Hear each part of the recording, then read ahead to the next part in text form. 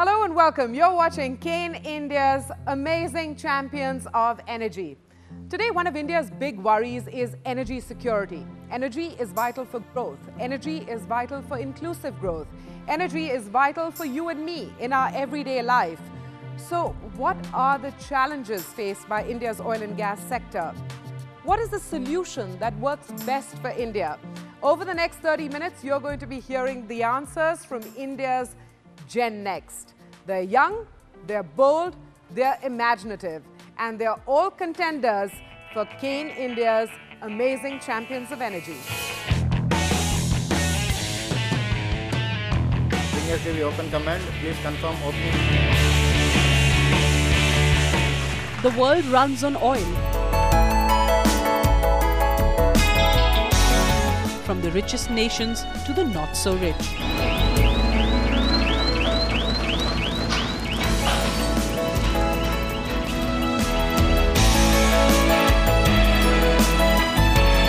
Oil and gas is an industry that is perhaps the most crucial for any country.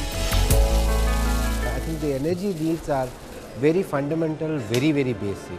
A large part of our country still do not have access to affordable energy. So one of the aspects about this energy quest is really, if you can find energy resources within our own country, then that triggers a tremendous amount of development. India has nearly 17.5% of the world's population, with the third largest economy in the world, measured by its gross domestic product. We are the fourth largest consumer of primary energy, with nearly 4.5% of the world's consumption. India imports around 78% of its crude oil needs, and securing energy sources is of strategic importance for any country that aims to be a global power. If we want to realize our aspirations of 2030 of becoming energy security independent, then we need to do some things very urgently in our country above the ground. So in summary, all the immense geological risks that we have in our country must be compensated by lower fiscal risks. So we need to have a good set of incentives for people to come and invest in our country and look for more oil and gas.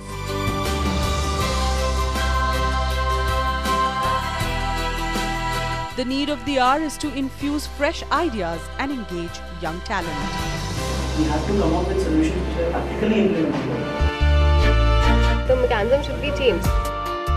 Not even technological innovations, it is most of the policy loopholes. Subsidy policies existing, but they do not reach the targets. We need to understand the energy security of our country. And to open India's energy field to more dynamic solutions and innovations to channel the country towards energy security and to a sector that is beset with social, economic and political challenges.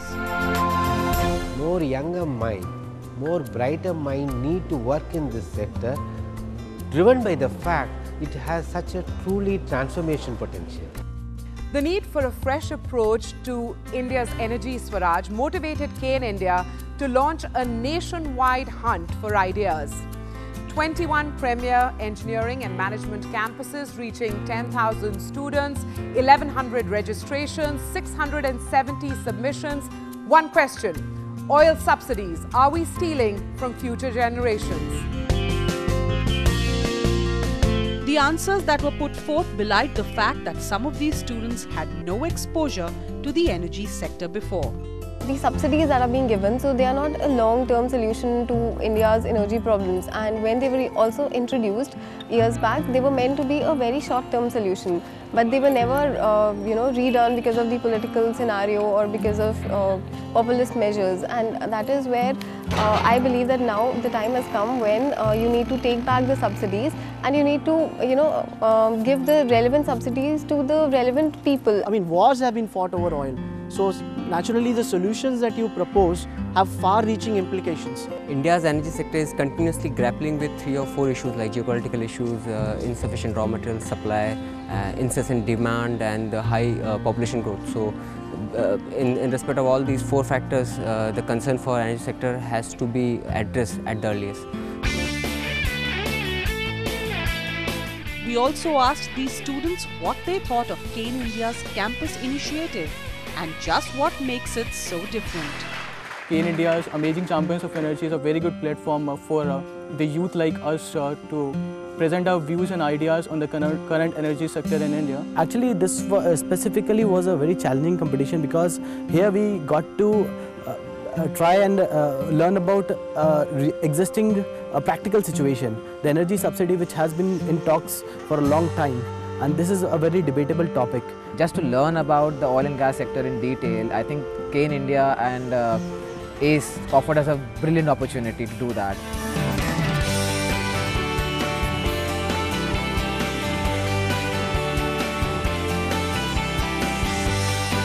After the on-campus challenge rounds, where each winning team from 21 different institutes was selected, the stage was set for the national grand finale round. Every rupee of kerosene subsidy reaching the people, government has to spend 6 rupees in its administration. A two-phase solution to this subsidy problem. One is regarding the subsidy administration. Minus subsidy is equal to selling price. Each campus winning team presented their views on the question, subsidy or subsidy administration, which is a bigger problem for India.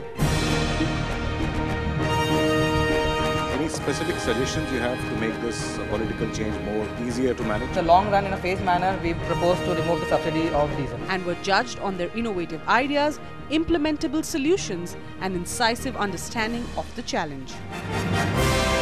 Without keeping you waiting anymore, the second runner-up is called Invictus from IIM Calcutta.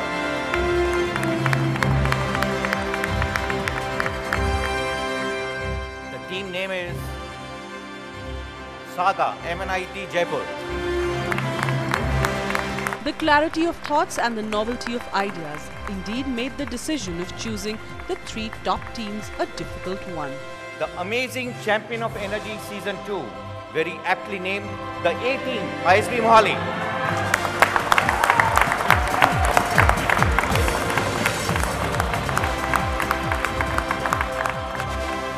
One thing is very, very clear.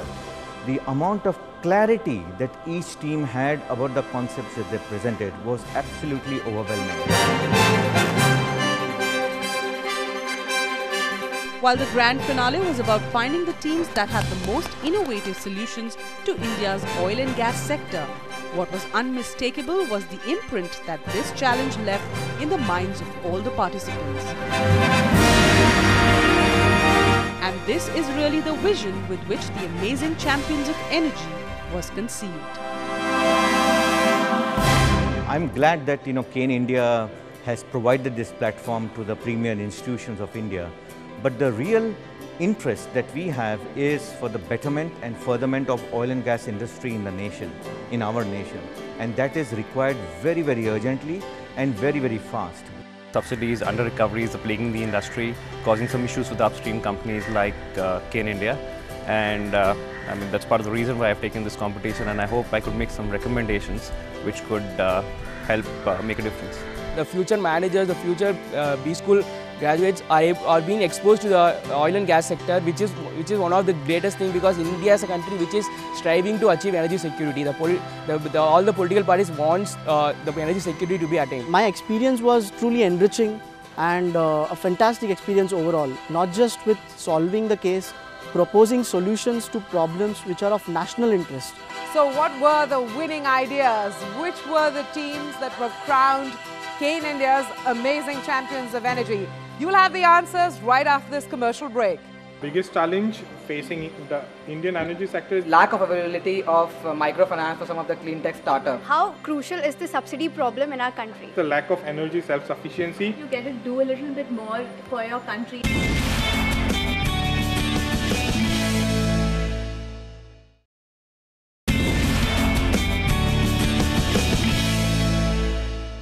Welcome back. You're watching Cairn India's amazing champions of energy. At the grand finale, 21 teams were asked one question: subsidy or subsidy administration? Which is the bigger problem for India? 3 teams had the most bold and convincing answers. Meet Cairn India's top 3 amazing champions of energy. I'm going to start with introductions from my extreme right. This is the second runner-up team, Team Invictus, IIM Calcutta, Ankur Goyal, Rahul Deb, Nikhil Labshetwar. The first runner-up team, this is Team Saga from MNIT Jaipur, Akshata Singh, Gaurav Sharma, Shubham Saraswat, and Ashish Bejarnia. The winning team is the A team, ISB Mohali, Kshitij Mohanlal, Malvika Jain, and Siddharth Agarwal. How many times do I say congratulations? Let's assume I've said it infinite number of times. Great going, guys. Happy to have you here as the winning teams at this challenge. But I'm going to ask you to go back. And you've had a chance to really familiarize yourself with the issues in the oil and gas sector here in India. So, basic question. What do you see as the biggest challenge for the Indian oil and gas sector? Rahul, this is coming your way. The biggest challenge facing the Indian energy sector is the lack of energy self-sufficiency. There is a lot of import of fossil fuels which is going on, and also there isn't sufficient amount of investment to develop alternate sources of energy. What's your prescription? What's the solution? Yes, so a lot can be set right by reforming subsidy administration. Fuel subsidies is one thing which needs to be done away with, and targeted conditional cash transfers needs to be done. The money that is saved by doing this can be used by the government and companies to invest in alternate sources of energy. Gaurav, what do you think is the biggest challenge? I would say subsidy administration is the biggest challenge for India, as shifting the burden of under-recovery from the oil companies, which can be only achieved by a fuel-led inflation, is not an easy task. This is essential because this would help India acquire international oil reserves, and then India can play a dominant role in setting up the international crude price. Okay, so just pause for a moment and reflect on the solution. Map the milestones. What would you do? How would you do it? It's simple. Cash transfer scheme. That's the first and the foremost point that should be taken into account. Cash transfers, that is at the nub of it. That's at the heart of it. Do you think, Kshitij, that when it comes to India's energy sector, the biggest challenge is subsidies, or would you look beyond? I would like to look beyond. My friends have already covered the subsidy angle, but I think one of the other key issues in the industry is the lack of availability of microfinance for some of the clean tech startups. And I believe a private player participation in this segment would really boost the adoption of renewable energy across India. And the government does have some institutions like NABARD which help the clean tech startups, but I think we need to do a lot more. Okay, so since you're the winning team, you're going to get grilled a little extra. You're talking about incentivizing clean energy, renewable energy. But take the oil and gas sector as it is today. What is the biggest problem, the biggest hurdle, the biggest challenge there? And do you have any ideas and solutions to fix that? Again, if you talk about the biggest challenge, and if I reflect back, I think it's the lack of participation of private players in the industry overall. Even if you look at the fossil fuel segment, the lack of participation in the marketing and distribution of the retail fossil fuel, I think diesel, kerosene and LPG is one of the biggest problems in this segment right now. Okay, good to hear. A variety of thoughts that have been expressed by each one of you. Which brings me to a question. You know, college life is busy. You've got a whole bunch of things to, keep you pretty much snowed. And I'm surprised that you were all motivated to take out the time, take part in this challenge. Why? Team Invictus. Nikhil, what made you guys get involved in this challenge? Yeah, so the motivation for me was the problem that was posed to us. So this is a really tough problem. So many developing economies across the world are facing this. Many think tanks are actually working on this. So we thought that, come on, this is a big challenge and let's try and do our best to solve it. Akshita? The question which was put in front of us was so appealing that it led our minds to think into this direction, that is subsidy, how crucial is the subsidy problem in our country. So that was the thing which motivated me to come into this competition. Tell me, how familiar were you with oil and gas in India, subsidies, the issues surrounding subsidies? Were you familiar with this space, or has this challenge really exposed you? Yes, obviously the challenge really exposed me. I was familiar with the word subsidy and I knew it over the top. When I participated in this competition, it made me explore into so many new areas of how and what the problem is in our country today. So it's certainly been a sort of crash course as far as India's oil and gas sector is concerned. Malvika, same question to you. You know, how familiar were you with this space? What motivated you three to come together and take part in this challenge? Ever since we've come to school, even during a lot of courses, we hear about the term subsidy.